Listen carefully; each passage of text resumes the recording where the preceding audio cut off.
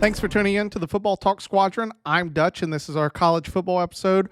What you can expect out of this episode, I'll get into it right now. That way you can sort of either save yourself from the episode or hopefully you enjoyed what we're going to try to do today. So this is all going to be about the CFP rankings. We're going to go through how the committee ranked them. I'm going to sort of break it down from my vantage point of whether I agree, disagree, heads up, I disagree, and then we'll go through the rest. But before we get into that, we'll go past and present first. So past, taking a look at this guy, player was Eddie George. So played for the Titans, then played 1 year for the Cowboys, but a majority of the years were for the Titans and / Oilers. Hashtag best throwback uniform I've seen outside of Seattle. I love the old Oilers uniforms. I think that's what the Titans should go with, but that's for another date. So you got Eddie George with the Titans and the Cowboys. If you don't know the answer, go ahead and pause because the answer is it's Ohio State. Eddie was a great running back for Tennessee. Before Derrick Henry showed up, it would be pretty easy to say that he was the best running back in Tennessee's history. Now, Oiler history, yet Earl Campbell, who was a complete monster. I mean, that guy, I think most people, anytime you think of his film, you remember him getting his jersey tore off him as he's running. I mean, that he was an unreal running back, truly, in that great stable of running backs back in the day. And very much sort of like what Derrick Henry runs like right now, when guys make business decisions when you are faced with Earl Campbell or Derrick Henry. More times than not, nowadays, guys just get out of Derrick Henry's ways. Guys back in the day against Earl Campbell were willing to step in the line and try to bring him down. Both worked out poorly for each, but that's our past player. For our present player, this player also played for Ohio State. And here's the teams that he played for: the Giants, the Saints, the Panthers, the Bengals, and now he's on the Dolphins. So Ohio State, Giants, Saints, Panthers, Bengals, Dolphins. Was drafted in 2016. In the first round, 10th overall pick. And if you don't know the answer, go ahead and pause because the answer is it's Eli Apple. The reason I bring him up is he's been overrated pretty much his whole career, and that leads us perfectly into the CFP rankings because Ohio State's overrated. I can't put it any simpler than that. I really wanted to, in the reason why they're overrated, I'm going to get into it, try to break it down the best that I can, but I really want to show why sort of the matrix that the CFP committee used to put Ohio State number one and how that should have worked out compared to how it did, I think really proves that Ohio State, by the CFP committee, has been given the most benefit of the doubt throughout their course of a team in the playoffs more than any other team, and that's including Alabama. Yes, Alabama had 1 year where they got into the playoffs not being conference champions. They happened to win the CFP that year. But you take a look at last year, Ohio State doesn't win their own conference, still gets in. Yes, they play a good game versus Georgia, but they got a nod what other teams didn't. And that's not the first time that's happened with Ohio State, that they've had opportunities given to them by the CFP committee that other teams certainly haven't. And now that we know that they were ranked number one by the committee, it really does put into context some things that I'm sort of I don't want to say a conspiracy theorist, but it's more of just an understanding of why these things happen and how it's going to look going forward. But I'll break it down. So let's just take a look. And I'm going to lay this out first, and then we'll go through the rest. So I'm only really going to talk in depth about the top 15 teams. And the reason for that is outside of those top 15, no one's really making the CFP. I would argue that only the top 10 teams really have a chance. There's a couple in between 11 and 15 that have an outside chance of making it. I personally don't see that happen. I can talk about some scenarios with them. But as you know, committee ranked Ohio State number 1, Georgia 2, Michigan 3, Florida State 4, then Washington 5, and then we hit some one-loss teams. You got Oregon first, then Texas, then Alabama, then Oklahoma, then Ole Miss, Penn State. You get your first 2-loss team with Missouri before going to Louisville, LSU, and then Notre Dame. From that, when you take a look at, I'll just address this right now, that 11 through 15, Penn State doesn't control its own destiny. If whoever wins, as long as neither opponent loses before the game of Ohio State, Michigan, one of those two teams is going to the Big Ten championship, and Penn State's being left out. So Penn State would have to beat Michigan, and then there'll have to be a conversation that they're still somehow the best team, of which I would argue that only Ohio State or Michigan's going to get that preference. Because if Penn State's sitting there at 1 loss and their only losses to Ohio State, I don't think they're getting in. And it's because they would then have to jump up. And I just don't see the committee doing that. When you take a look at Missouri, 2 losses, I don't think they're getting in. They lost to LSU. They're not the team, and we'll go through their record here in a minute. Louisville, yes, they beat Notre Dame, but then they lost the following week in the Pitt. I personally don't see that happening unless they end up playing and beating Florida State and only have that 1 loss. LSU, another 2-loss team. It's never happened before. A lot of things sort of have to go wrong for LSU to get into that picture. And then Notre Dame. When you take a look at Notre Dame, the issue for Notre Dame is, yes, they lost to Ohio State, and that hurt them in terms of the initial rankings. But when they lost to Louisville, it's just, yes, they beat USC, but there's not another really good win. They play Clemson this week. It's sort of interesting how the committee has used Clemson to elevate some teams, and we'll go into that here in a second, while Notre Dame has been put sort of at the back burner of 15. It's just too many teams have to lose in order for a 2-loss team to get in. That's really why a lot of these teams can't make it. But what I want to bring your attention to is the top 5 and then one other team. And it's just for this purpose of like making the argument.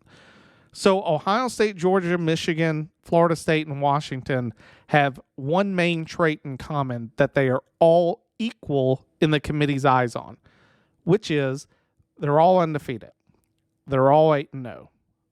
However, there is one other team that's 8-0, and that team is Air Force, and they fell into the top 25 for the committee at number 25, which I highlight for this reason.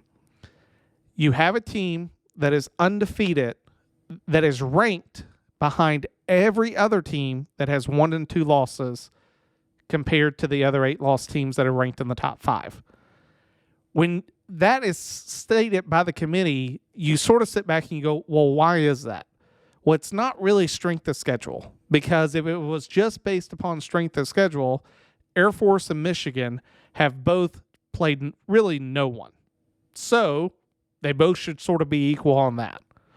Then you have to sit back and go, well, record's the same. It must be the talent on the team.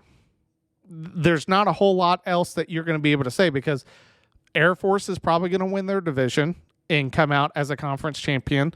Michigan still has a chance to win their conference championship. Both teams in that standpoint are still in the same position. Both teams have won games pretty convincingly.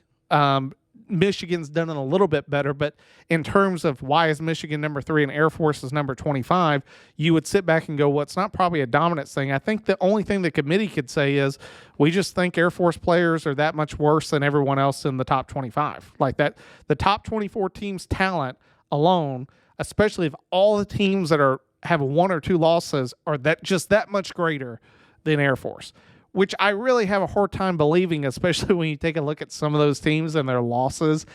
You really scratch your head and say, I really don't think that it's just that big of a difference.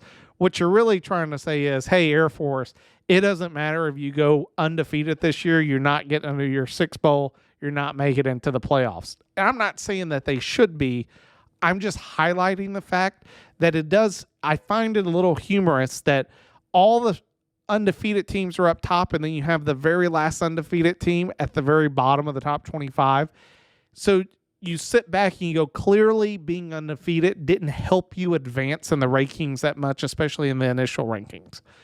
Which brings me to what would be another criteria that the committee uses. And so I did go on their website. I want it to be factual when I bring this up. So the committee has talked about the criteria that they use to evaluate a team. So championships won, strength of schedule, head-to-head competition, if it occurred, and then comparative outcomes of common opponents without incenting margin of victory. So when you bring that up, no one's won their conference championship yet. So you can't use that as a predictive means of validating an argument. Really what you're going up against is you're going against strength of schedule and sometimes playing one another and then mutual opponents. Which, when you look at that, this is where you get into some dicey projections with the top five. And I'll start it off like this. So, Michigan, Ohio State. Both of them have completely different strengths of schedule. Michigan is the worst in all the top five undefeated teams. They are 124th in the nation in terms of strength of schedule. Ohio State, I believe, is sitting at 15th hardest in the nation. So from that standpoint, you go, okay, well, that makes sense. Ohio State's ranked higher than Michigan. But then you have to sit back and go, well, what about the other teams within the top five? How are they looking? Sorry, just to correct, Ohio State with the 15th strength of schedule rating in the CFP. Georgia was 100th. Michigan was 112th. Florida State was 49th. Washington was 75th. Oregon was 65th. Texas was 9th. Alabama was 8th. Oklahoma was 40th. And then Ole Miss was 10th. So that just sort of builds the case of when you're looking at strength of schedule, Georgia and Michigan were placed above, well above, Florida State, Washington, both of the undefeated teams. So you have to sit back and go, okay, they're not using that matrix to justify it. Then you look at just sort of the quality of wins of those teams that you have beat. Ohio State has the luxury of being able to say, hey, we beat Notre Dame, we beat Penn State. I'm going to get into that into a second to sort of debunk that argument of why. I know Malls went ham on it a few times, and I have as well, that rankings are really sort of flawed in how we rate teams. You really just have journalists that get the vote. They rate teams 1 through 25. There's no consequence for how they rate them. You can't sit back and say, well, bias doesn't play into a factor. All these different factors, they just sort of list 1 through 25, and that's how we evaluate whether or not this team was really a top 25 team or not. Which, as the season goes on, you sort of take a look at teams and you go, I don't really think that was a top 25 team. Or in the time that team lost, were they really, the number 3 team in the country? The answer to that would be no. A prime example, Alabama, Texas. Was Alabama truly the number 3 team in the nation when they lost to Texas? It's a resounding no. You saw it during the game. You saw it the week after. Alabama's played a lot better since that point, but at no point would you sit back and go, hey, at that moment, they were the number 3 team in the nation. Not a chance. You wouldn't say that at all. So when you sit back and you look at that, and then you go, well, what's the other, levels that you're going against? Head-to-head competition and then comparative outcomes. So I want to get into it because the reason I'm bringing this up is it's very difficult for the committee to put Georgia and Michigan 2 and 3 and then leave Florida State and Washington out. And the reason I say that is it's the quality of their wins and why they're so much better than Ohio State. So let's just get into it. Ohio State has 2 big wins. They've got Notre Dame and Penn State, both of which you would sit back and go, hey, those are good quality wins. When you look at Notre Dame and you say, okay, well then how do you say Notre Dame's a good quality win? Who have they played? When you take a look at Notre Dame's schedule, they have 2 losses. They've lost to Ohio State and Louisville. Outside of those teams, they've played Navy, Tennessee State, NC State. I won't say they're a terrible school or else you get yelled at like Steve Smith did. Central Michigan, Duke, and USC. Now, at the time that they played them, Duke and USC were ranked. USC still is, and I think Duke still is as well. I didn't take a look past that top 15, so I can't be too sure with what I'm saying on that point. But when you take it, so you sit back and you go, okay, so the Duke and USC wins. How good were those? We know that it took Notre Dame to have a fourth quarter drive at the end of the game to beat Duke. They struggled. It wasn't a convincing win. It was a nail biter. They found a way to win. You have to give them credit for win, but at no point would you say that Notre Dame looked like the better team that night. They just escaped. It was a struggle win. They escaped with it.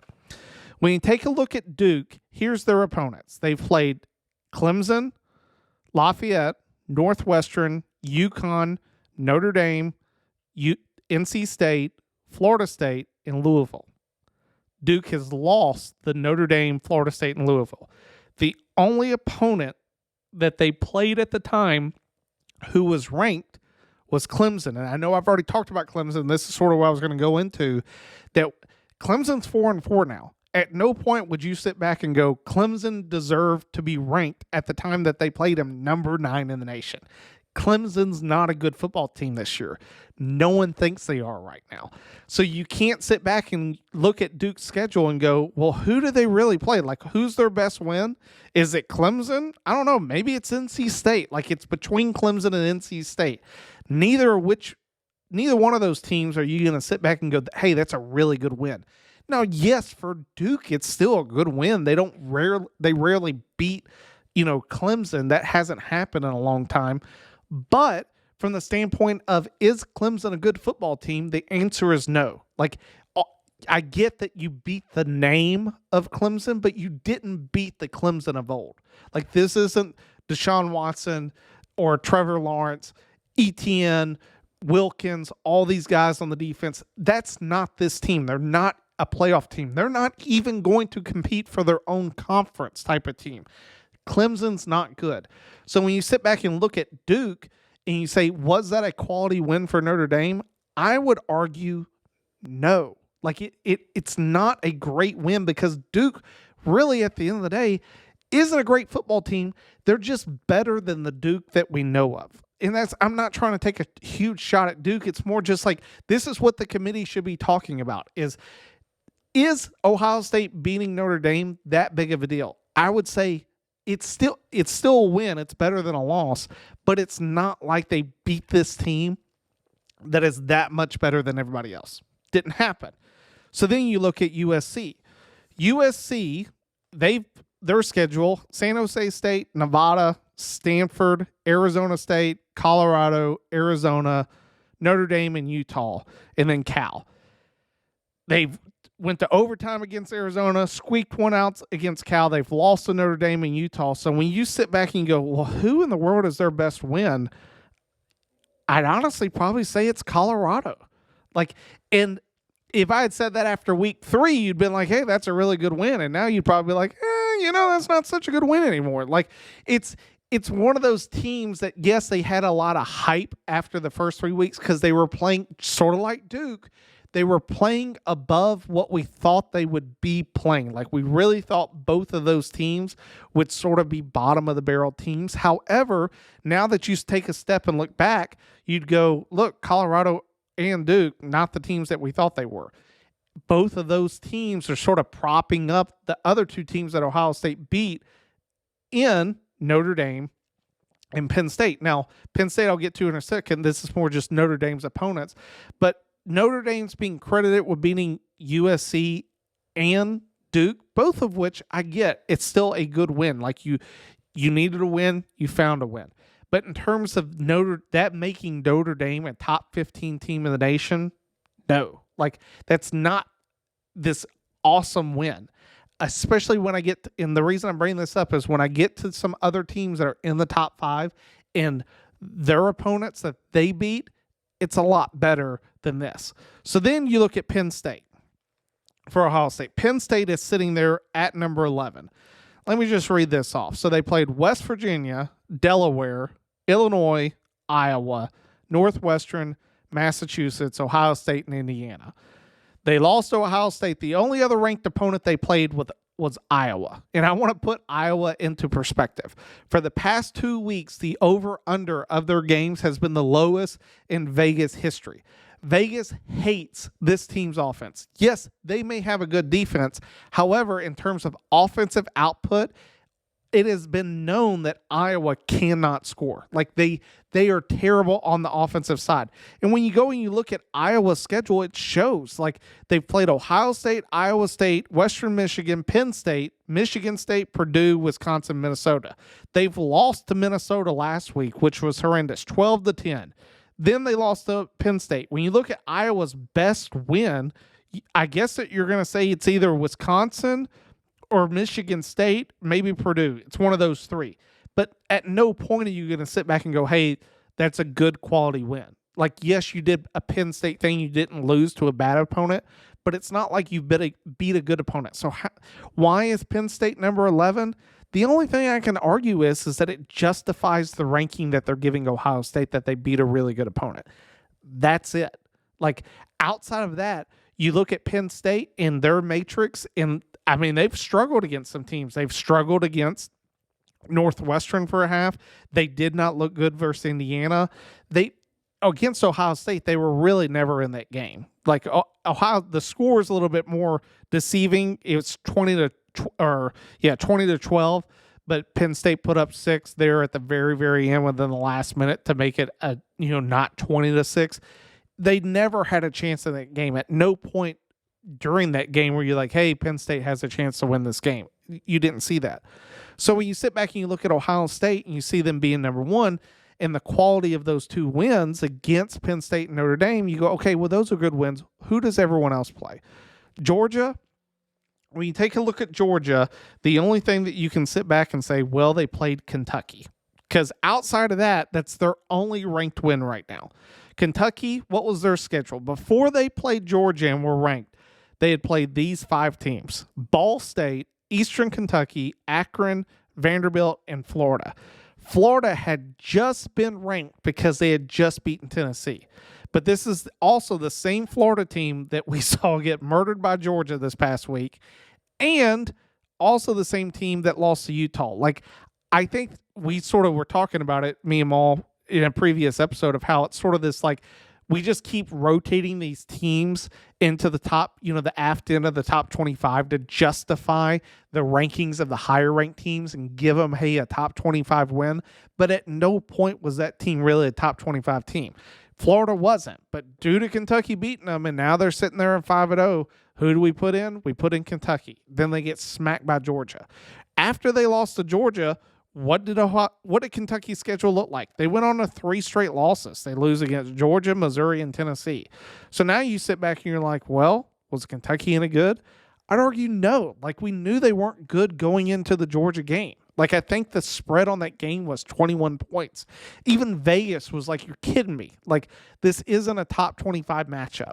On paper it was, but in terms of where did the money go and was it really a top 25 matchup? Absolutely not. So you sit back and look at Georgia and you go, well, they really haven't played anyone. Michigan, they haven't played anyone. They've played East Carolina, UNLV, Bowling Green, Rutgers, Nebraska, Minnesota, Indiana, and Michigan State. The only positive thing that I can say about Michigan, though, and this is something that should be noted, is the quality of their wins. In those games, they have allowed 3 points, 7 points, 6 points, 7, 7, 10, 7, and then they ended last week shutting out Michigan State.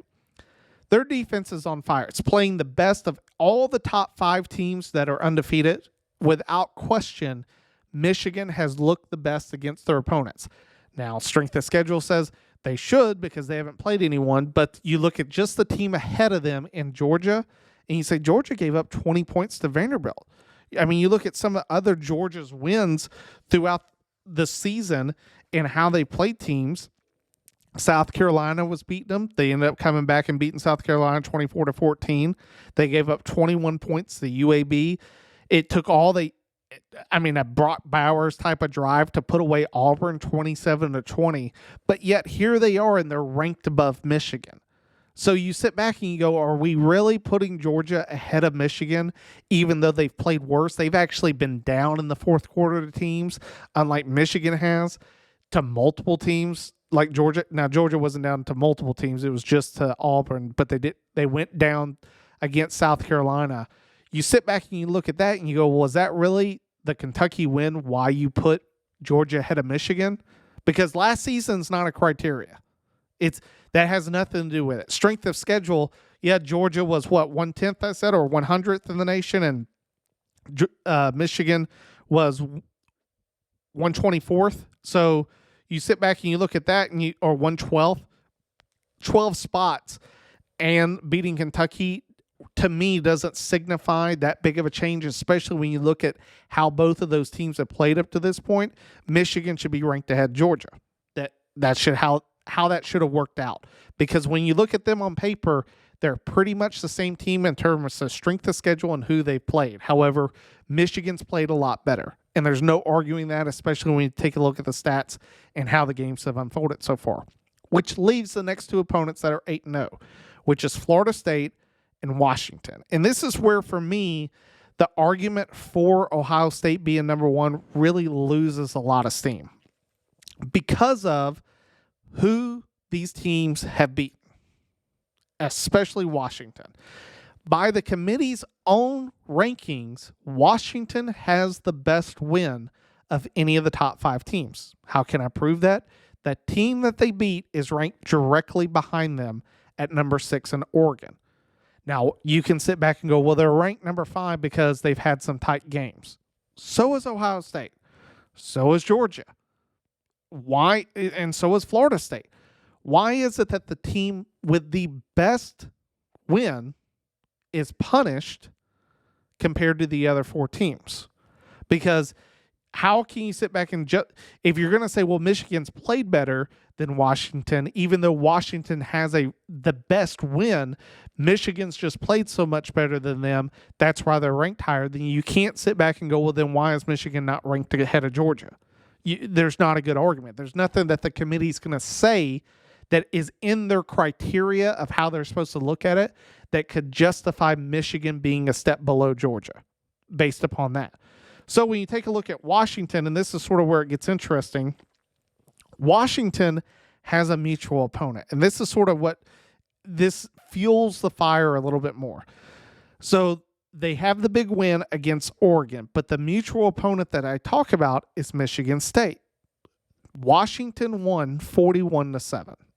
So they took a Big Ten opponent and beat the brakes off of them. Now, when you sort of sit back and you go, well, how does that play into a factor for these other teams? Is Ohio State hasn't played them yet. That we've got that. But, Iowa's played them. Iowa was 26-16. The Penn State victory against Iowa was 21-0. That sort of is justifying how this team looks. And then you look at Michigan. Michigan played them, and Michigan was 49-0. So really, really close. Like, in terms of Michigan held them without a point, Washington gave up 7. Michigan scored 49. Washington scored 41.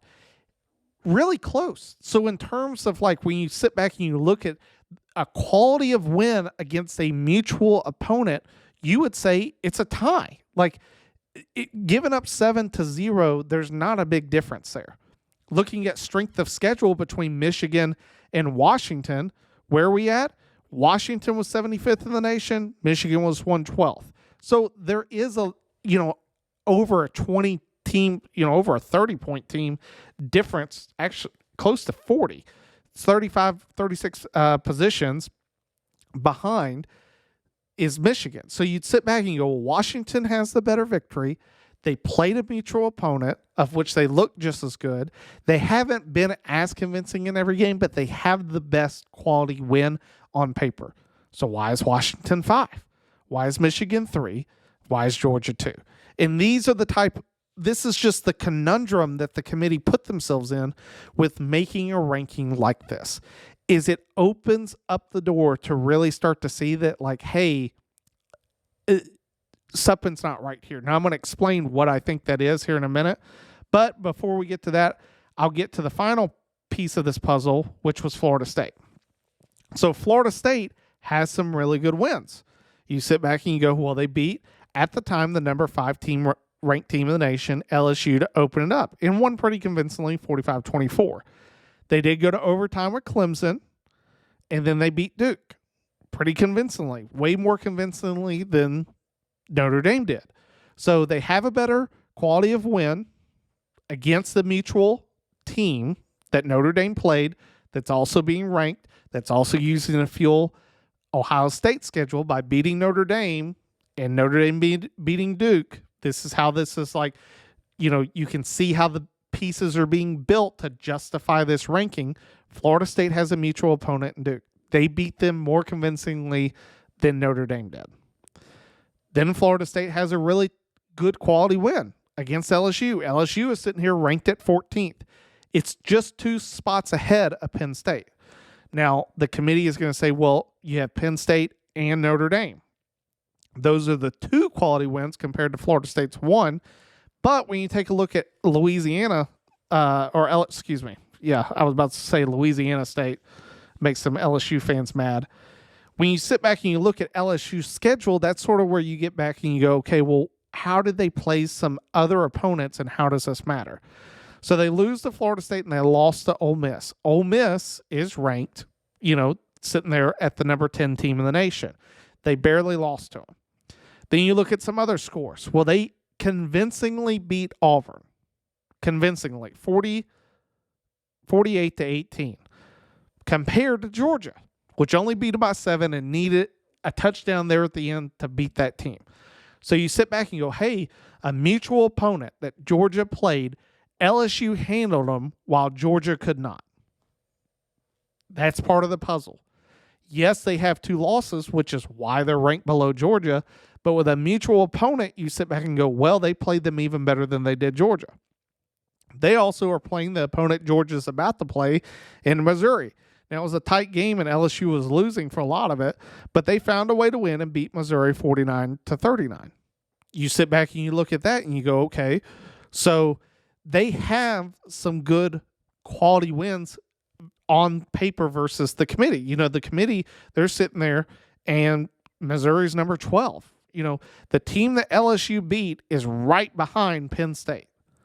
And so thus, when you sit back and you look at Florida State, you go, this is a good football team. Like, Florida State beat a team that has a win against the top 15 team, barely a loss against the number 10 team in the nation, and played a mutual opponent that's the number 3 or the number 2 team in the nation that the committee has ranked even better than they did. But yet Florida's still ranked here at number 4. I personally, when you just look at how the rankings are built, mutual opponents, you'd have to sit back and go, so why is Florida State and Washington behind Michigan and Georgia? And then why is Ohio State number 1? And this will sort of get to the answer of why I think this is, which is by putting Ohio State number 1, whoever wins the game of Michigan and Ohio State, provided both are undefeated, is automatically in. And I would argue is going to be the number 1 team in the nation, no matter what. As long as one of those teams is undefeated and they win, they're going to be the number 1 team in the nation. If both are undefeated, which I think you're going to see happens just because the rest of the Big Ten isn't that good. The only hurdle for Michigan from here on out is Penn State. If they beat Penn State even more convincingly than Ohio State did at Penn State, then you'd sit back and go, well, the other team's going to get in too, right? Because outside of that, it's going to be real hard to leave that other team out, especially if it's Ohio State. Especially if Ohio State goes to Ann Arbor and loses. Because we've seen this before. We've seen this exact scenario happen before, that a team, Ohio State has lost to Michigan, but was undefeated, but still got into the playoffs, even though they weren't a conference champion. So when you sit back and you look at that and you go, well, why is that? It's because, well, the committee's pretty much saying as long as neither one of these two teams stumble, one of them's getting in.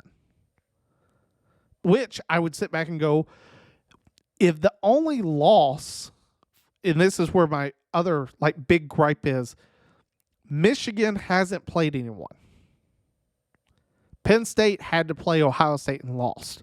Why is Penn State then at 10th below all the other one-loss teams? Why is that? When you say that, you're saying, well, we don't think that Penn State's as good as Ole Miss or Oklahoma. I mean, you look at Oklahoma's schedule and you wonder how in the world are you going to sit back. The only thing Oklahoma has to boast about is that they beat Texas. That's it. Outside of that, you look at the loss against Kansas. The Kansas game was a horrible loss for Oklahoma. I get that it was in Kansas. I get that playing in an opponent's, home stadium is a bigger deal, and that makes it a tougher game. But from the standpoint of this was a quality loss for Oklahoma, no way. So, but Penn State lost to Ohio State, which you would think would sort of be like, hey, if you're going to lose, at least you lost to the number one ranked team in the nation, and they're behind Oklahoma. They're behind Oklahoma, who lost to a Kansas team. How does that make sense? Then you look at Ole Miss. Ole Miss beat LSU. They beat the number 14 team in the nation. And you sit back and go, who did they lose to? Well, they lost to Alabama, who's ranked number 8. Why are they behind Oklahoma? I don't know. Like, how in the world does a committee do that without actually sitting back and being like, these things don't make sense. You can't sit back and argue for one and say, this is the reason this team got this type of positioning, but then not give it to the other teams in the rankings. Like, you just can't do that. Like, and that's what the committee's been doing, which forms a little bit of bias. The big one for me, outside of the Ohio State, like, fine, if you want to sit back and go, they have 2 quality wins against 2 top 10 or top 15 opponents, that's why they're in there. You know what? I get that. But then when you get to Georgia, Michigan, it is clear that based upon who Georgia's played and who's Michigan's played, both of which are no one, that's the answer to that riddle. Michigan is ahead of Georgia by strength of how they've played. Like, the strength of schedule, it's 12 spots. It's pretty much the exact same schedule. Anytime you're 100th and 112th, guess what? You've both played terrible teams. End of story. Kentucky was not a good football team. We found that out for the past 3 weeks. That's why they're not in the top 25. They've lost 3 straight. They're probably going to lose some more. When you sit back and look at that, you go, well, then the only thing that you're going to be able to judge these teams on is how they've played. Michigan's played better than Georgia because last season can't be a criteria in the factor. So Michigan has to be ranked ahead of Georgia. They didn't do that. And then when you take a look at just quality wins and how teams have played against the next 2 undefeateds, Florida State and Washington, Washington has the best win. They beat Oregon. I get that they've struggled with some other teams, but you're going to sit back and put them immediately behind Florida State after they beat the highest ranked one-loss team in the country that the committee says they have in Oregon, but you're still putting them behind Florida State. Why? Like, no one that watched that Florida State-Clemson game could have said that Florida State totally deserved to win that game. They found a way to win, but Clemson had that game. Clemson was winning that game. Clemson had a chance to win the game at the end of regulation with a field goal that was missed. Clemson should have won the game. Florida State found a way, got lucky, and won. They didn't block the kick. The kid just flat out missed it. So when you sit back and look at that, you sit back and go, well, then why is Washington behind Florida State? And the only thing that I can sit back and say is the committee was like, well, they've struggled in some wins. Yeah, so is Florida State. Like, so is Florida State. And if you're going to sit back and compare Arizona State or Arizona to Clemson, I sit back and go, both of those schools are terrible. all you're doing is you're saying, well, Clemson's a bigger brand name and it looks better to struggle versus than it does Arizona State. That's the only thing, that's not supposed to happen with the committee. They're not supposed to just, hey, well, it's Clemson, so it's forgivable. Clemson's not having a good year. I mean, even Tyler from Spartanburg let loose on Dabo, and Dabo didn't like it that much. For those of you who have really paid attention this season, that was a great. If you haven't listened, you owe it to yourself to go to Twitter and just search Tyler from Spartanburg or Dabo swinging. It's going to be one of the first things that pops up. He pretty much says, "Hey, you're getting paid $11 million, and we're 4-4. Can you explain that?" And Dabo loses his mind, which it's pretty funny, but it's something to pay attention to. I point these things out because of how the season's going to continue to go. And it really hurts some other teams there at the end. And the reason I say it hurts them is it really hurts Oregon. And this is why. So if Ohio State loses to Michigan, and Michigan's the number one team, then the committee's going to sit back and go, well, they barely lost, or they just lost to Michigan. They're the best team in the country. Or right now the number 3 team in the country. Washington and Oregon, let's say Oregon wins and beats Washington. So now they've avenged that one loss that they have. Do you put them in as a conference champion over Ohio State? I would argue that you do. Or do you leave them out? Do you leave Washington? If Washington goes undefeated, I feel like you have to sit back and put them in. But I would also sit back and argue that right now the committee says that of all the undefeated teams, Washington's the worst. How are you going to sit back and justify not putting the only justification it has is Ohio State didn't win their conference. But we've seen Ohio State not win their conference and still be put into the playoffs. So you sort of sit back and look at that and you go, what's going to happen? The worst case scenario for Washington and Oregon is that Washington loses a game before playing Oregon again. Like if Washington gets worse, but now Oregon beats them, the loss doesn't look that good. Yes, they avenge it, but it's still sort of a problematic thing. Florida State should have an easy time going out. Like honestly, their biggest hurdle is probably Miami going forward. We'll see how, if Louisville's able to play. Clearly, we thought a few weeks ago it'd be UNC sort of competing. The only other team that they could possibly face in the ACC title game is Notre Dame. We'll see how the schedule plays out. Notre Dame needs Louisville to lose again in order to make that happen for them to be able to sneak in.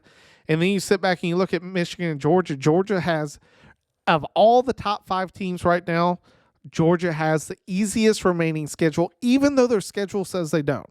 So I did find that pretty funny that Missouri was ranked number 12 in the nation. And it just sort of goes back to what we were talking about of like the committee sort of puts teams into a position that you really sit back and go, well, why is a team now being ranked that, especially like Missouri, where Missouri's ranked number 12 in the nation? Like, how is Missouri ranked 12 in the nation at LSU's 14th, but Missouri got beat by LSU? Which really makes you want to know, how does the committee put Missouri ahead of LSU? So you look at Missouri's schedule. They've played South Dakota, Middle Tennessee, Kansas State, Memphis, Vanderbilt, LSU, Kentucky, South Carolina.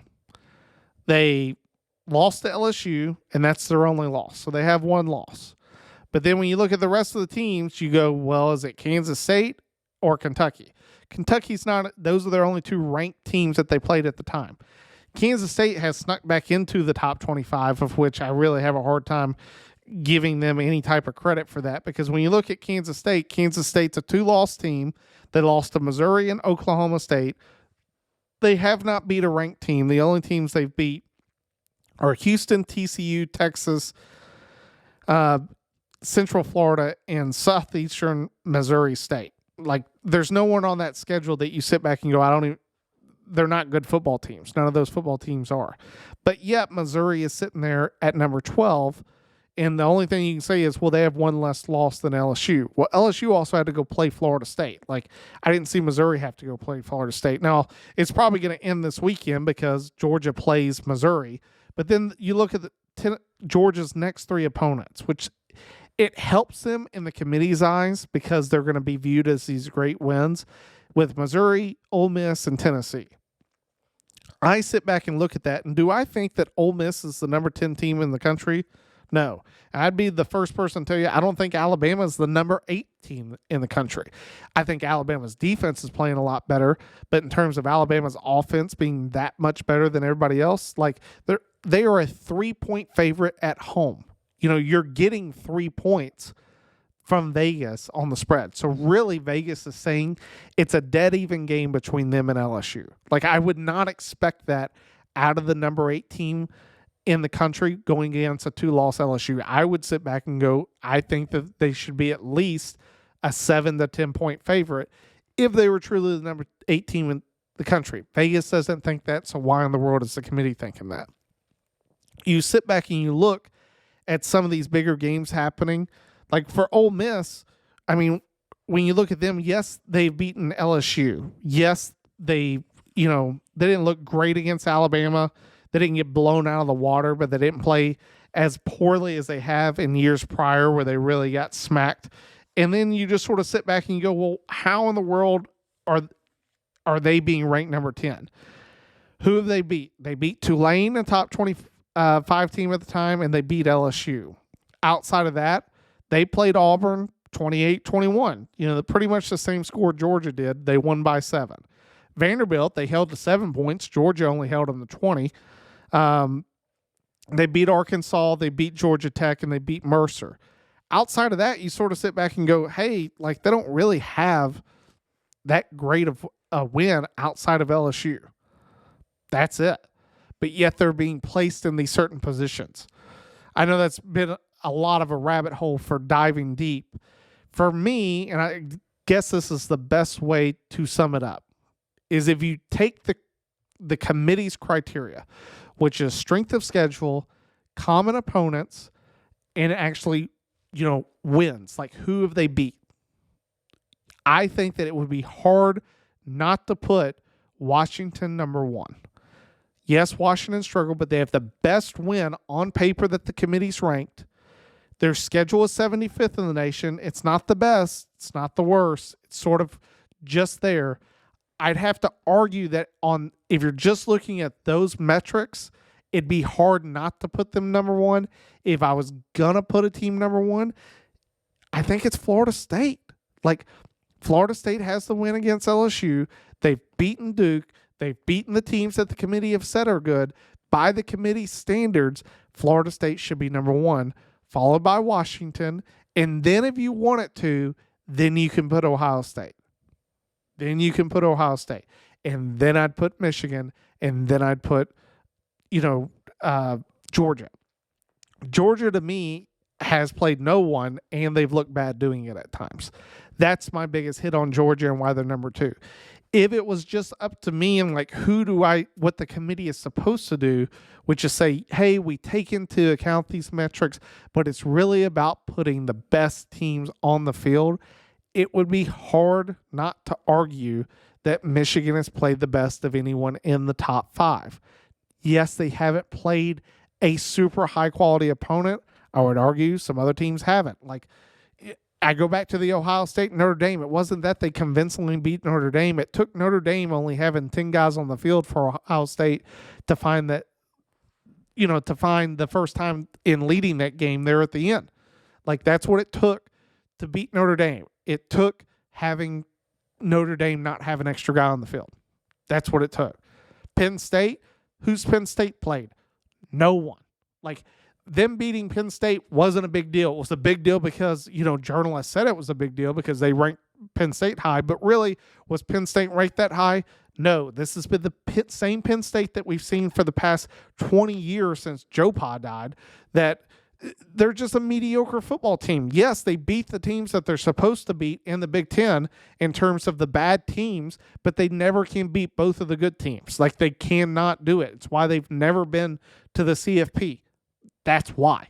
Like, and the only reason they went to the Rose Bowl last year is because you put the other 2 Big Ten teams into the CFP. If Ohio State had been left out, they play Utah in the Rose Bowl. Like, that's it. That's the reason. So you sit back and look at it, and for me, I would have a hard time not putting Michigan number one, and it's because of how dominant they looked. The number 2 and 3 team for me, it's Washington and then Florida State. Washington's win against Oregon was the best victory of all the schools. Like, Oregon is a very good football team. In fact, I think Oregon's better than other teams in the top 5. If it'd be harder to argue it if Oregon had beat Washington. Like, it took Dan Lanning going for a 4th and 3 on near midfield for Washington to have a chance. Oregon was winning the game. Like, if Oregon had won and Oregon was undefeated, or they treat it the same way as Washington's been treated, because Oregon last week just smacked Utah right in the mouth. Like, no one thought that Utah was going to get blowout at home, and Oregon lit them up. Like, Oregon took a Colorado team that was riding extremely high. Everyone thought was going to be this amazing team, and smacked them into oblivion. Like, Oregon has played the best of all the teams that have one loss, and the committee rightfully puts them as the highest rated one-loss team. However, Washington didn't get credit for that. Like, Washington was left on the outside. So if Oregon had won that, is Oregon your number 1 team? Like, would the committee have honestly put Oregon number 1 ahead of everyone else if Oregon wins that game? I'd argue no. Like, I don't even know how they would have ranked Oregon had they beat Washington. And that's sort of the scary point that I bring up, is that if Oregon had won, what does the committee do with them? Are they really going to put them above Ohio State and Michigan? Are they really going to put them above Georgia and Florida State? Like, I don't think so. Like, based upon this rankings, Oregon wasn't finding its way into the number 1 seed if they had won, which is a huge foul based upon how well Oregon has played this year. They have looked dominant in just about every game. I've got their card sitting here with me as well, just to sort of go over, what Oregon has actually done this year, because it is impressive. Like, I get that they've lost, and it has to mean something. Games have to mean something. I know Maul's talked about that last year with TCU. Them, winning what they did, they ended up losing in the Big 12 championship game and still found a way in. But you take a look at Oregon. Yes, they play Portland, State, Texas Tech, Hawaii, Colorado, Stanford, Washington State, Utah. Washington State's a good football team. Utah was ranked number 13. Washington was ranked number 7th. Colorado, at the time that they beat them, was ranked number 19. They have played really well. The only game that was really close was against Texas Tech. They were down. They came back, found a way to win. After that, they've been on a dominant run. I mean, they just beat Utah 35-6. You sort of sit back and look at that and you realize, hey, Oregon's a really good football team, of which the committee made them that way, but then don't give the credit to Washington for beating them. That's just sort of where I'm at with the CFP rankings. It really sort of, as I said, it solidifies the fact that I really think if Ohio State and Michigan both end up undefeated in the game, both are going. It's going to be hard to leave them out, especially if it's Ohio State that loses. If Ohio State loses, go ahead and bookmark them in at the number 4 position. I don't care if it's between them and Oregon's got 1 loss. I guarantee you Ohio State still goes in. Put the house on it. But, that's enough of a rant for today. Hopefully you enjoyed it. I know that's a lot of different breakdown, a lot of opinion, but just some different facts to consider of how the playoff team ranked these teams, what the season going forward, how is that going to matter? How are the quality of wins going forward? Does it matter? What happens next? That every single week, the committee has to answer for the teams and how they move them around. We'll see. I pointed out a few weeks ago that, the number 1 team ranked by the committee has not been to the playoff twice in all the time. Once was Mississippi State. The other was Tennessee, both of which had 2 losses. That's what kept them out. So now that Ohio State's ranked number 1, is that 1 loss, if they lose to Michigan, is that really going to keep them out? I doubt it. And that's the reason I bring it up. Like, it's hard to look at it going forward. From the other standpoint, Every single year that they do the initial rankings, you know that at least two of these teams aren't making it in. That's been history. Like, the teams find a way to stumble and choke as the season goes on. Still going to be a great college football season. We'll see how the rankings come out. I look forward to when Maul comes back. We'll get back into it, and I'm sure Maul will go off just as much as I did and bring out some cool statistics going forward. But I do want to thank you for tuning in. Go to our Instagram and TikTok. We really do appreciate you guys when you follow and subscribe there. For our podcast and other media channels, go to our website, footballtalksquadron.com. Thanks for tuning in. Time to pull chalks. We'll see you next week.